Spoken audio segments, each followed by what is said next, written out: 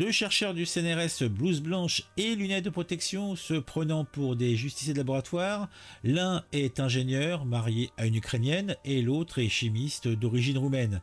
Ils ont décidé de passer de la théorie à la pratique, mais pas tout à fait comme prévu, avouons-le.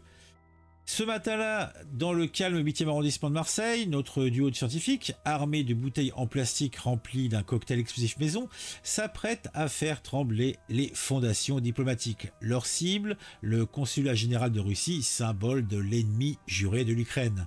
Avec une précision digne des meilleurs lanceurs de pétanque marseillais, ils ont envoyé leurs projectiles par-dessus les murs du consulat. 3 bouteilles, 3 détonations, mais heureusement aucun dégât majeur. On est certes loin des feux d'artifice du 15 juillet, mais l'intention y était sans doute.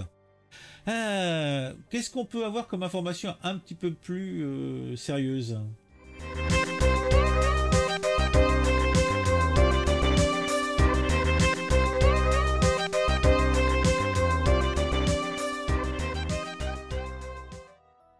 Les deux prévenus ont reconnu les faits, ils ont expliqué leur motivation devant la cour. Georges S. est marié à une femme ukrainienne.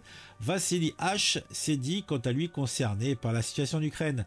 Il affirme avoir mal apprécié l'impact diplomatique de leurs actions et avoir d'abord prévu de se rendre à la police avant de finalement se rendre à la manifestation de soutien à l'Ukraine organisée en fin d'après-midi devant l'hôtel de ville. Ils ont été condamnés à une peine de 8 mois d'emprisonnement ferme avec mandat de dépôt pour avoir attaqué le consulat de Russie à Marseille. Cette peine sera toutefois aménagée d'ici 5 jours sous la forme d'un régime de détention à domicile avec bracelet électronique. Ils s'en tirent bien les sadigots. Selon le Parisien, 2 chercheurs du CNRS, un ingénieur et un chimiste ont reconnu avoir lancé des bouteilles contenant des mélanges d'azote et de substances chimiques dans le jardin du consulat général de Russie à Marseille.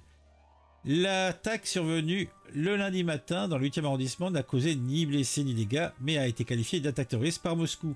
Les suspects, âgés d'une quarantaine et d'une cinquantaine d'années, ont été arrêtés lors d'une manifestation de soutien à l'Ukraine. En réponse, la Russie exige une enquête approfondie et un renforcement de la sécurité de ses institutions en France. Le ministère français des Affaires étrangères a rappelé son engagement envers les protections diplomatiques, conformément au droit international.